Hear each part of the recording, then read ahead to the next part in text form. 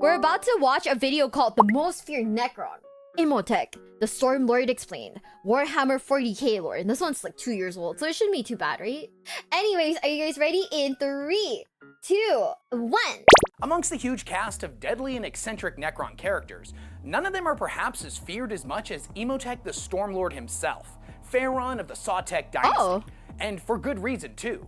This guy is an absolutely ruthless conqueror who doesn't just annihilate all of the lesser life forms within his path, but also all of the smaller Necron dynasties that get in his way as well.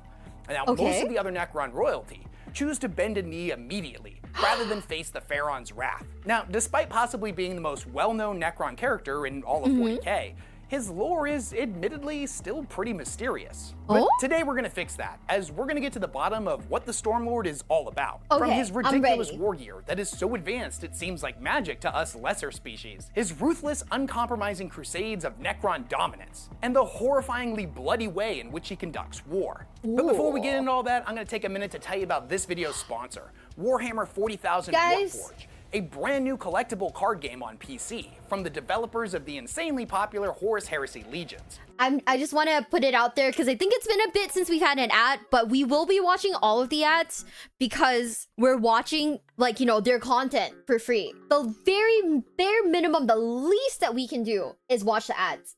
But also, I just want to point out one thing. If one day I ever get asked to do a Warhammer ad, that's when you know I've made it, chat. That's when you know I fucking made it.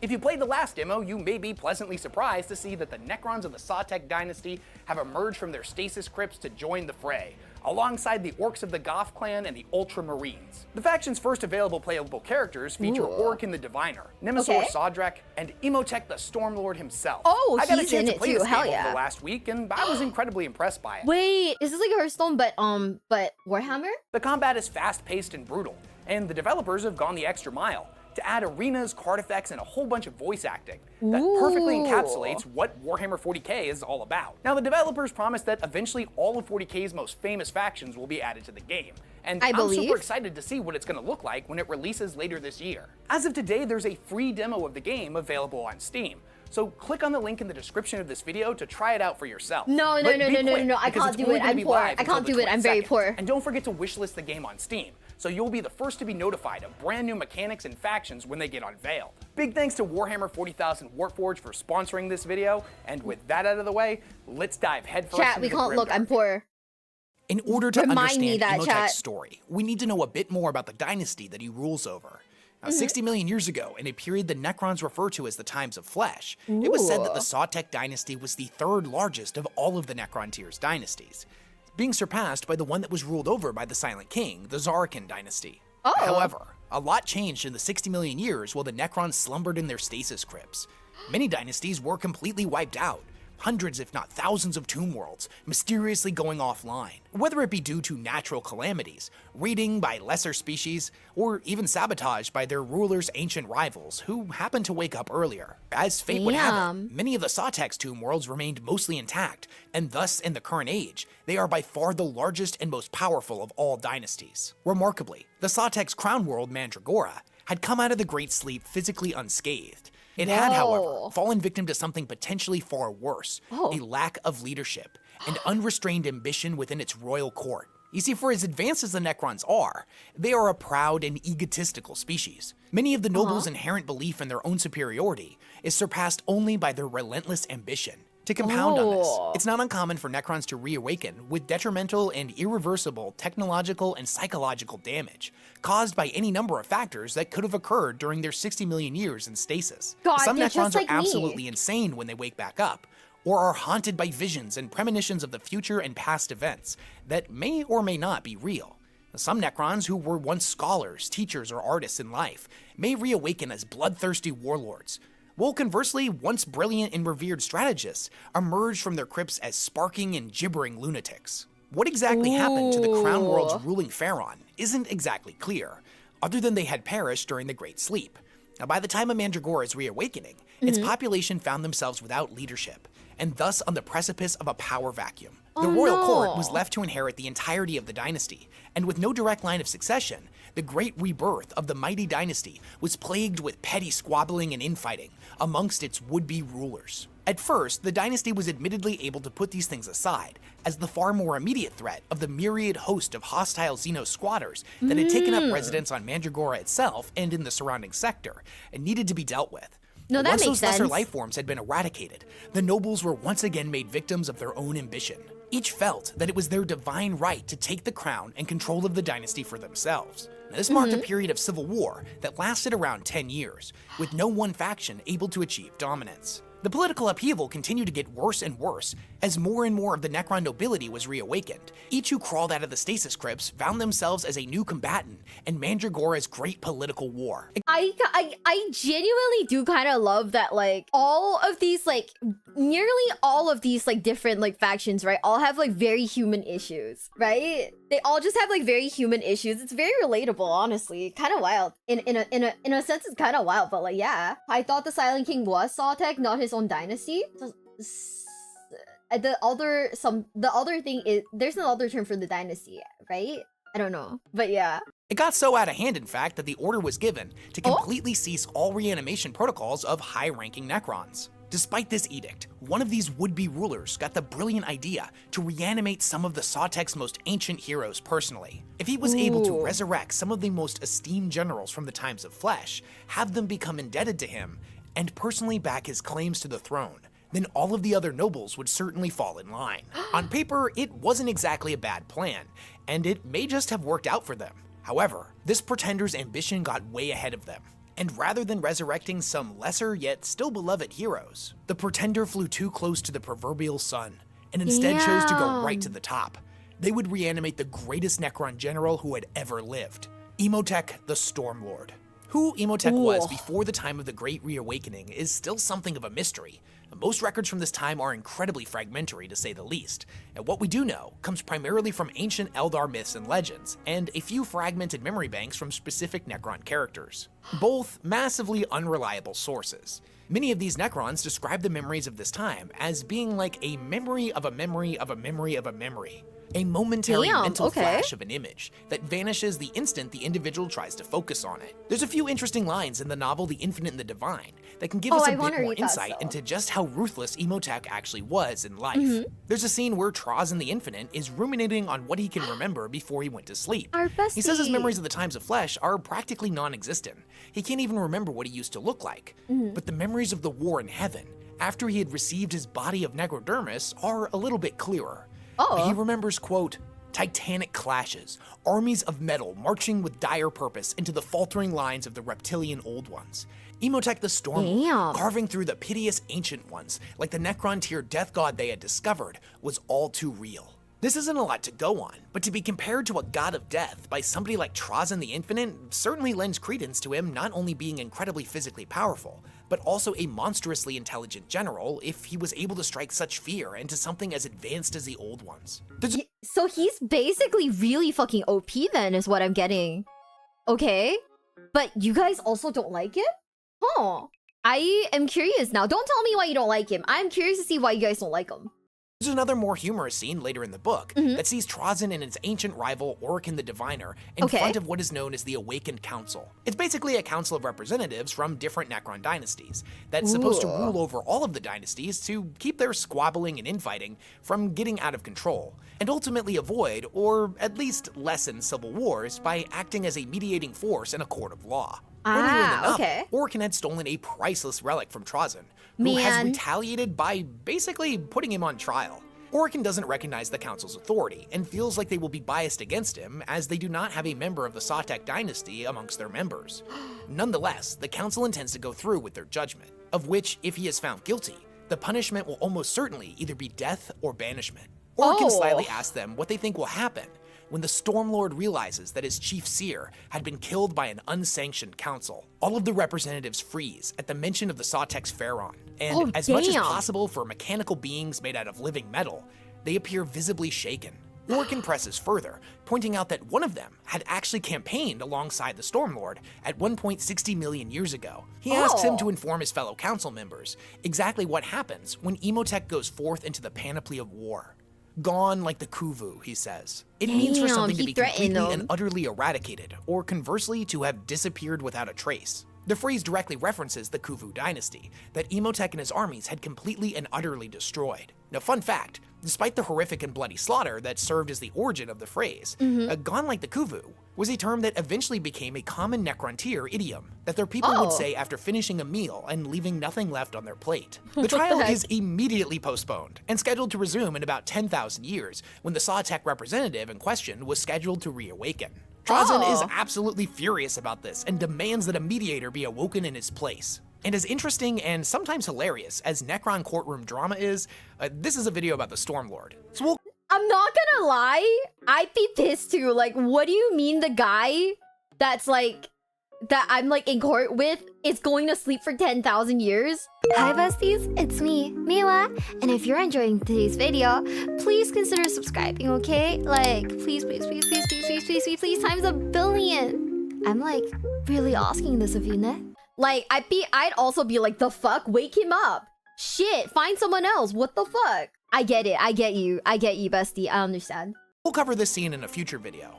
Let's get back on the topic of his reawakening. The pretender who took it upon himself to reawaken the Stormlord surely assumed he would have agreed with his claims and supported his pursuit of the crown. Unfortunately for the delusional royal, this couldn't have been further from the truth.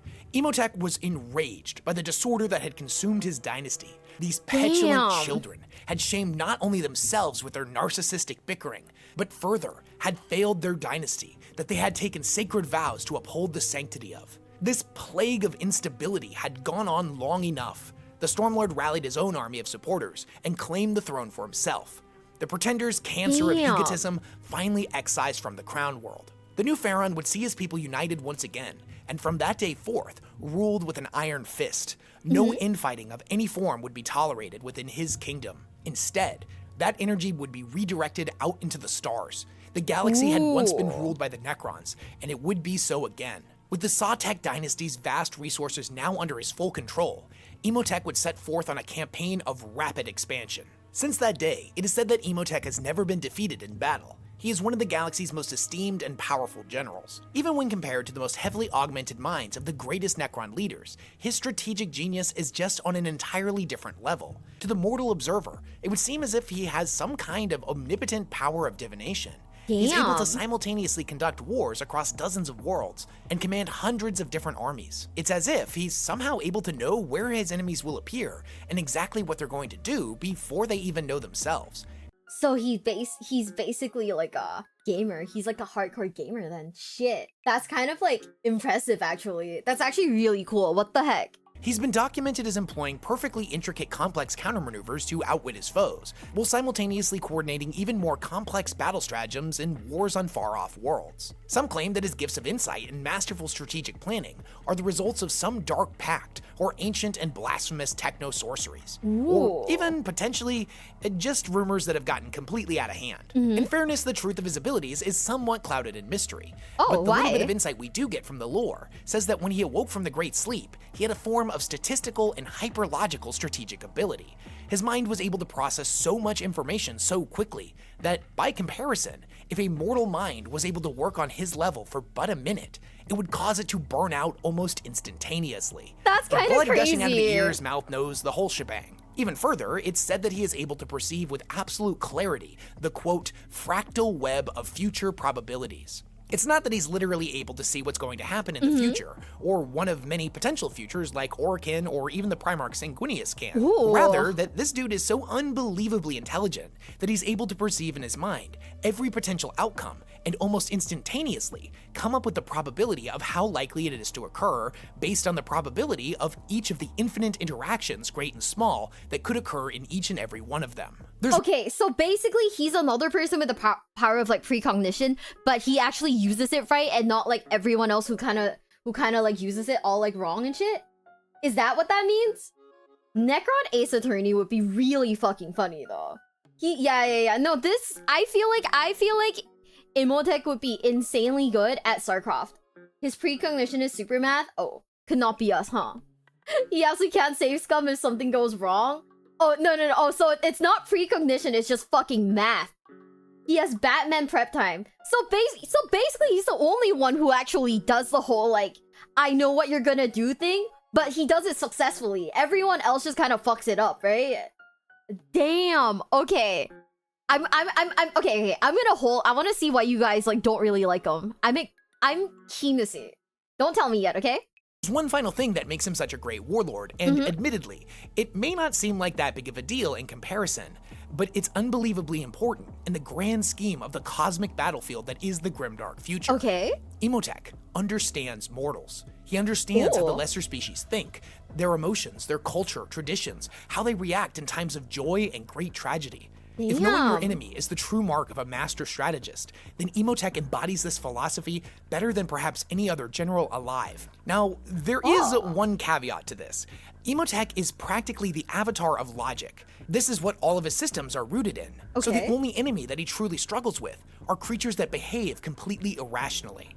Which, so like, fun fact, makes him absolutely despise having to fight the orcs, as being I knew unpredictable is kind of what they're all about. I knew Imotekh understands that when fighting against mortals, fear is potentially the most potent weapon of all, and thus he utilizes terror in his strategies quite frequently. His armies march under the cover of blackened, storm-ridden skies, the clouds billowing forth cascading arrays of emerald lightning that lash against the enemy, tearing apart war engines and infantry alike. Many enemies that find themselves in the position under the storm clouds are simply swallowed up by the torrent. The energy they produce, cutting off all forms of communication with their allies, and making them easy prey for his legions. Any foes that do manage to escape are chased down by his swarms of blood scarabs.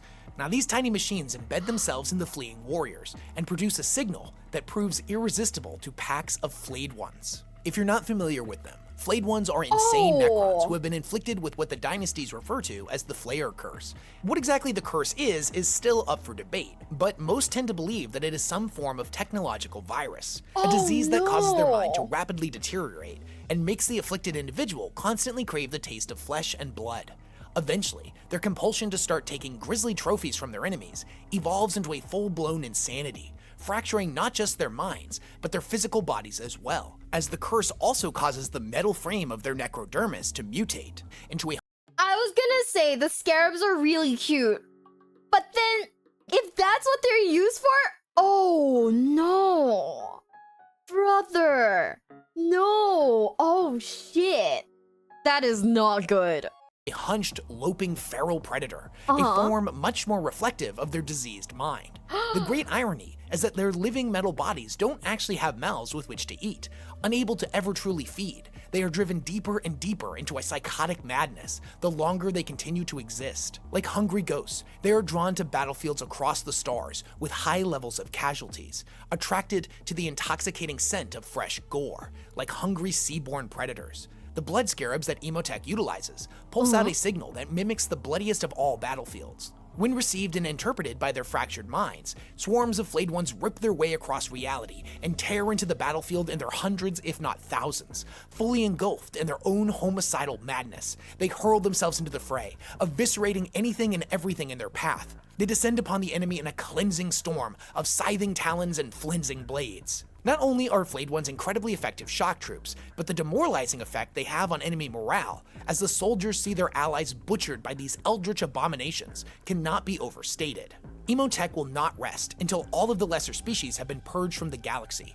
The Necrons were the rulers of the physical universe once long ago, and he will not stop until they take back the entirety of their ancient kingdom. The Stormlord, and thus the larger Sautekh Dynasty's aggressive expansion, does not just target the worlds held by lesser species. In fact, all too often, Necron dynasties find themselves in the path of his fleets as well.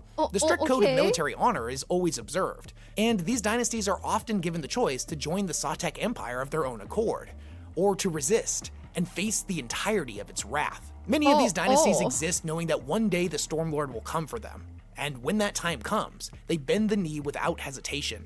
Imotekh, in turn, rewards their subservience handsomely, often supplying them with powerful weapons and other resources. But to those who refuse, they quickly find out that they weren't ever really given a choice at all. Their dynasty would be absorbed into the Sautekh regardless of their actions, albeit in a far more brutal manner. When Imotekh decides to take to the battlefield himself, he is equipped with a wide array of incredibly advanced Necron technology. The staff that he wields is known as the Staff of the Destroyer, an ancient and ornamental staff that is similar in construction to a Necron war scythe, a weapon traditionally wielded by Necron nobility or elite bodyguards. It's comprised of similar material to that of a power weapon, and is capable of slicing through infantry and heavy vehicles with ease. The staff had originally been designed for the very first pharaoh of the Sautekh Dynasty, Zahet. After his death, it would then be passed down to each subsequent pharaoh, making it not just an incredibly powerful weapon, but also a prestigious symbol of rank. The most interesting thing about this weapon is it has the ability to unleash a searing beam of pan-dimensional energy that absolutely obliterates everything in its path. The only caveat to this is it consumes an incredible amount of energy and must take a significant amount of time to recharge before it can fire another blast. In the Stormlord's offhand, he wields what is known as the Gauntlet of Fire, an armored glove that cackles with green flame and works like an Imperial hand flamer. On the defensive side of his armory, he utilizes what is known as a phase shifter, an incredibly strange device that causes the wielder to appear as a blurry afterimage to their foes, and bullets and blades seemingly pass through them as if they weren't there.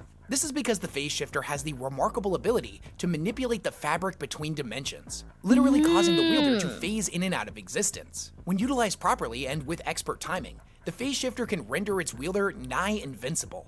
Like all Necrons, Imotech's body is made of the living metal substance known as necrodermis that is able to repair itself from all but the most grievous of injuries. However, Imotekh is given an extra layer of defense with what is known as the septernal weave, an advanced array of monofilament fibers that are threaded throughout his body. The filaments are made of phase-hardened amaranthite and adamantium, drastically increasing the hardness of his body to the point that it rivals the Astartes Terminator armor.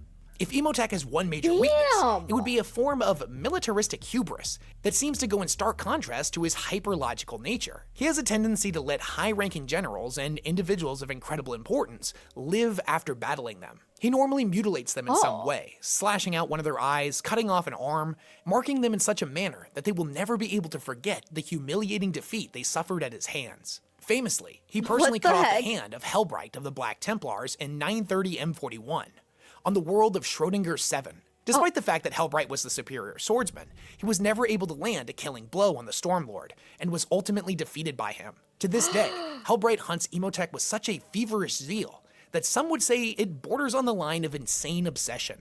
And it's difficult to determine just how large the Sautekh Dynasty truly is. Some lore states that it controls around 80 tomb worlds, with more coming online as the timeline moves forward. Many of these tomb worlds were likely not originally Sautekh tombs, but most likely belonged to some of the assimilated dynasties. Tomb worlds are not the only planets that the Sautekh have conquered, and in the 9th edition Necron Codex, it states that worlds such as these number in their hundreds. Whatever these numbers actually are, they definitely pale in comparison to the magnitude more planets that have been destroyed by the Stormlord's armies. Despite its notable reputation as the largest Necron dynasty, it seems pretty small by comparison to something as large as the Imperium. The fruits of his relentless expansion, however, are still incredibly impressive when you consider the fact that he only awoke from the Great Sleep just over 200 years ago. So basically, guys out here getting shit done. Okay. I mean, I kind of fuck with this guy though. Like, so far, I do quite enjoy him. Like, it makes sense. Like, this is his the universe that he lives in is like, you know, a little fucked up. So, you know, he's just out here doing his like job, you know what I mean? They're bad at statistics. Am I letting the numbers get to me again? Because every time they're like, oh yeah, this guy hella OP. Got his ass kicked by someone else. Yeah, he is the Necron. Dude, what was I gonna say? Oh yeah, I really wanna like, I do like the Necrons a lot, but like their weapons, and I do like their weapons, but I think their weapons like low-key concern me a little, because it's like, oh, if I were to get like any of these like figures in real life, I'd be so scared about accidentally like snapping the weapon in like half or something, you know what I mean? Imotekh does not mess around. Yeah. I feel like 100% like you would be able to like snap that shit very easily. And that concerns me because like, I don't want to like spend a ton of time like building something only for it to break. Like, I genuinely like, I'm not good whenever like something breaks. I would probably like curl up into like a ball in like fetal position and like die for a bit, you know, on the inside. My friend snapped an arm of a Necron was putting it together. Pain. I accidentally like broke the arm of a space marine while I was like building it, and I was like, and I had to sit here, look at myself in like my like computer screen, like, you know, reflection. I had to look at myself in the computer screen reflection and be like, it's okay. He just lost his arm in battle. It's fine. We can get through this. Cause I was like, oh man, this sucks. I wish he looked, I wish he was like, you know, like fully built, but it's okay. I'm gonna cope like crazy. Oh man. Despite how important Imotech's character is to the Necron's lore, it's rather unfortunate and kind of bizarre, if I'm being honest, that to this day we've yet to be gifted with a novel based on this guy from the Black Library. Despite being involved in many of the campaigns throughout Warhammer's history, he also hasn't ever been given a comprehensive and engaging story arc like many other characters that are similar to him. A lot of the stuff we have to work with when trying to piece together his lore is unfortunately still in a fragmentary and semi-mysterious place. And I'm really hopeful that one day we will get an excellent trilogy of books that does the Stormlord justice. In the meantime, there's a ton of room for speculation about who he was in the Times of Flesh, and his interactions with other Necrons by the time of the 42nd millennium. The two most pivotal things to happen with the Necrons in the recent lore has been that of the Pariah Nexus, an event he wasn't even really involved in, and the return of the Silent King, an individual who deserves his own lore video and unquestionably will end up butting heads with Imotekh in the future. We don't know too much about their history, but it is known that Imotekh is not a fan. He blames the Silent King for what happened to his people 60 million years ago, as it was the Silent King who made the deal with the Catan that saw the Necron tier thrown into the furnaces of biotransference. And now... Is he right though, chat? Like, do you guys think he does have a reason to be like pissed at the Silent King? I mean, I don't know. Maybe I do, because I do like the Silent King. I'm being a little biased, but I'm like, man, I would have thought that this was a good thing for you, buddy. I guess, but you're really mad, so I guess not. He did make the deal, but like, didn't it like turn out well for him? And he's still like Ingy, like, ooh. No, don't insult my favorite boy. Who's your favorite boy? Imotekh or Silent King? I'm confused. That's no, it is a legit beef, but like, damn, I would have thought that like you'd be like, yeah, well, he did it for like, you know, for us. You know, I would have thought it'd be like, oh yeah, no, he did it for us, therefore it is okay. Wants the Necrons to go back to being flesh, the Stormlord wants the opposite. Yeah, so why is he mad at the Silent King for like, you know, wanting for like turning them into like, you know, what they are in the first place, you know? Why is he mad? He's not wrong, but Silent King can have a Faustian bargain as a treat. The reasons are discussed playing across different Necrons. If you got turned into a Necron, would you want to stay a robot, or do you guys think you'd want to be a person again? We don't know if there's no lore, if the Stormlord was forced or chosen to be a Necron. That makes sense. If he was chosen, then, you know, if he was forced into it, then yeah, maybe that's why he's so fucking angry. That makes sense. That checks out. Holy shit. You want to be a robot? I don't know if I want to be a robot, you know? Like, I like being a person, maybe? How's my night? We're watching, like, Warhammer lore, and I think I'm, like, converted. I think I do like Necrons now. I think I do like Necrons very much. Flesh, I don't want to become a Flate one. That's true! I don't want to be a Flate one either! Oh, you're so right for that, though. Dude. I think like a robot, but like a Furby, I customize that shit. Bro, I'm scared of fucking Furbies. I'm like genuinely scared of fucking Furbies. I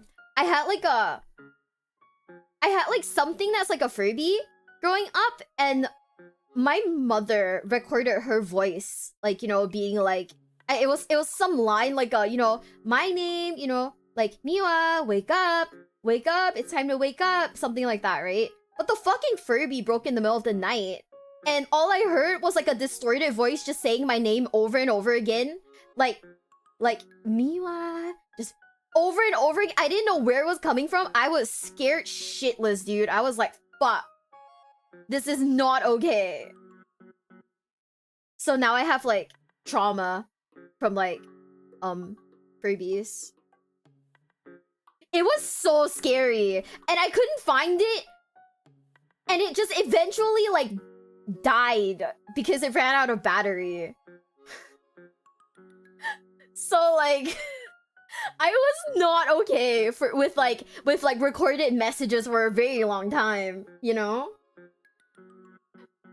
Like, I did have like an ex who gave me like a teddy bear where he recorded like his voice. I was not okay with that. I kept it like in the back of like my cupboard, right? Because I was scared that that shit would break and do the same stuff in the middle of the night. I was terrified. But, you know, I didn't tell him that, you know, hey, you kind of scared the shit out of me, but it's okay. Now, this guy shows back up 60 million years later, suddenly wanting to unify his species and undercut everything that Imotekh has been working towards. I think there's a really cool story arc coming that's gonna see these two characters clashing in the very near future.